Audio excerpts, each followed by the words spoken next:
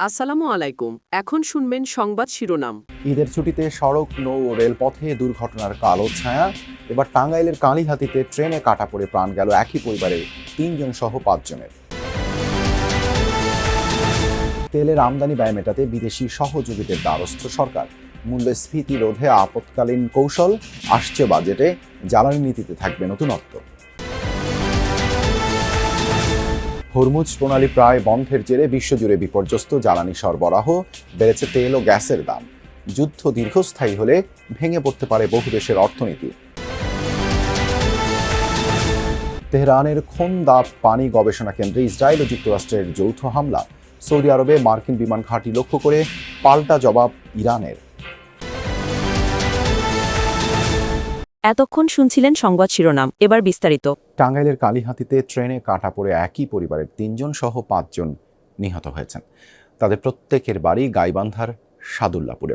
শুক্রবার রাত ৮টার দিকে টাঙ্গাইলের কালীহাতি উপজেলার ধলাটেঙ্গর এলাকায় এই দুর্ঘটনা ঘটে। স্থানীয়রা জানায়, ঢাকামুখী যাত্রীবাহী একটি বাস ধলাটেঙ্গর এলাকায় পৌঁছালে তেল শেষ হয়ে যায়। এ সময় বেশ কয়েকজন যাত্রী বাস থেকে নেমে যান। ঢাকা টাঙ্গাইল যমুনা সেতু মহাসড়কের পাশে রেল লাইনে বসে গল্প করছিলেন তারা।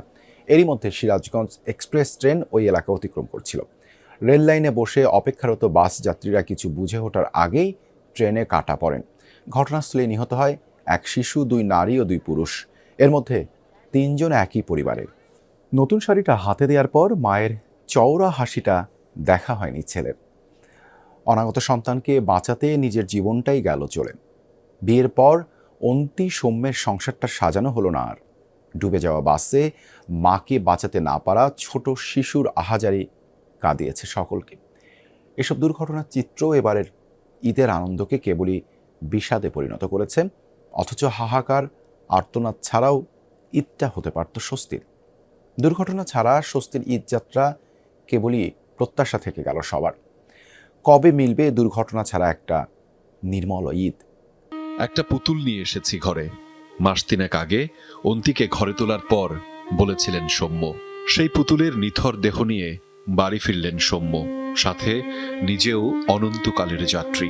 পানি নিয়ে যাদের ভয় ছিল অসীম, তাদের জীবনের যবনিকা সেই জলের বুকে।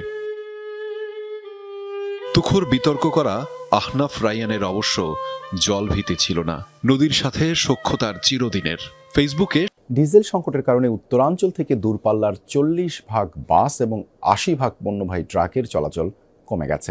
এতে কমেছে পরিবহন মালিক শ্রমিকদের আয় রোজগার। পাম্প মালিকরা সংকটের জন্য দায় চাপিয়েছেন ডিপোর উপর।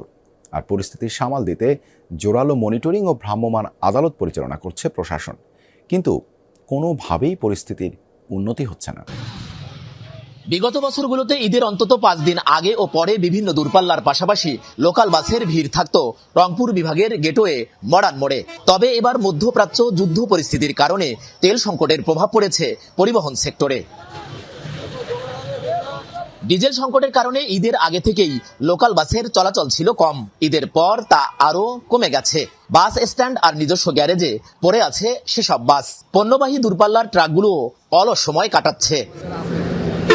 অগ্রিম টিকিট বিক্রি করে তেল সংকটের কারণে মোটামুটি অনেক যাত্রীকে রিটার্নও করতে হচ্ছে, কারণ মাঝ রাস্তায় এসে তেল পাওয়া যাচ্ছে না। ড্রাইভার হেল্পার বসিয়েছে, তাদের খোরাকি দেওয়া লাগতেছে। এখন কি করব সেই বুদ্ধি পাচ্ছি না। কিস্তি তো দিতে পারতেছি না, গাড়ি না চলে কিস্তি দেবো কোত্থেকে। বাস ট্রাকের ট্রিপ কমে যাওয়ার সরাসরি প্রভাব পড়েছে পরিবহন শ্রমিকদের উপরও। কেউ পুঁজি ভাঙিয়ে, কেউ ধার দেনা করে সংসার চালাচ্ছেন। বিকাল হয়ে গেল, এখনো তেল পাচ্ছি না। শুক্রবার এখনো তেল পাচ্ছি না। আমাদের তো টিপটা মার গেল, মহাজনও তো আমাদের কোনো কিছু দিবে না। 20 লিটার 30 লিটার করে তেল দিচ্ছে। এবার দিলে তো আমার তো সংসার চলবে না। আমি তো গরিব মানুষ, আমাদের পুঁজি ভাঙিয়ে খাওয়া লাগতেছে। যাইতে আসতে আমাদের 170 লিটার তেল লাগে। আর প্রতিটা পাম্পে যদি যাই সর্বোচ্চ 15 লিটার তেল দেয়, এর উপর দিতে চায় না। শ্রমিক ইউনিয়নের নেতাদের দাবি, অন্তত 20,000 পরিবহন শ্রমিক এরই মধ্যে কাজ হারিয়েছে। বাস, ট্রাক, পিকআপ, মাইক্রো সব মিলিয়ে আমাদের 30,000-এর মতো শ্রমিক আছে। প্রায় 10,000 শ্রমিক আর কি গাড়ি চালাইতে পারতেছে, আর বেশিরভাগই 20,000 শ্রমিকই প্রায় বেকার অবস্থায় আছে।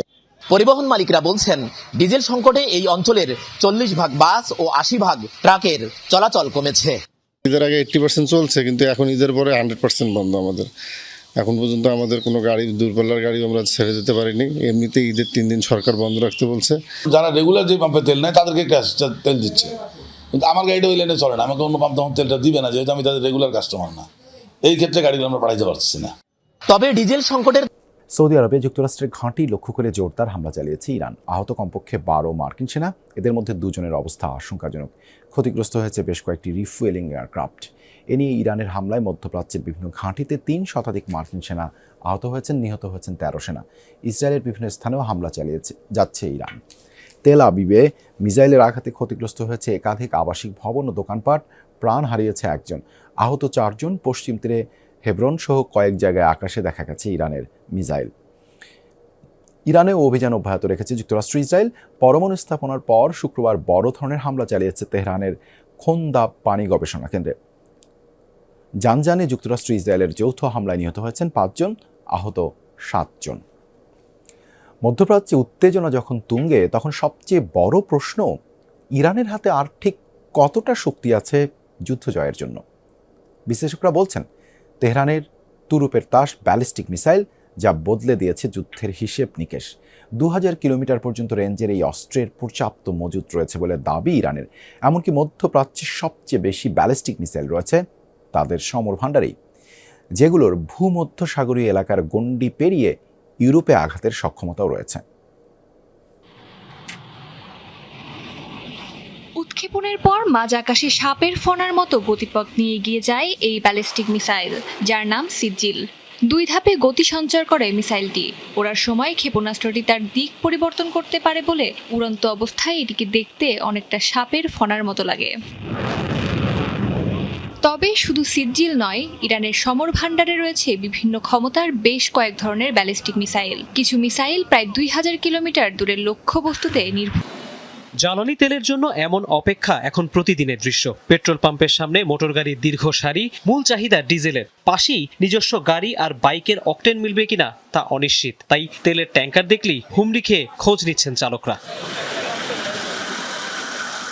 বাংলাদেশের জীবন যেন অকটেন আর ডিজেলের মাঝখানে আটকে গেছে। মধ্যপ্রাচ্যে যুদ্ধ আরো লম্বা হোক কিংবা থেমে যাক, জ্বালানি তেল নিয়ে মাথা ব্যথা যে সহসাই থামছে না, এটি বেশ স্পষ্ট। এবং সেই তেলও যে বাড়তি দামে আমদানি করতে হতে পারে, সেই পূর্বাভাসও মিলছে নানা মহলে।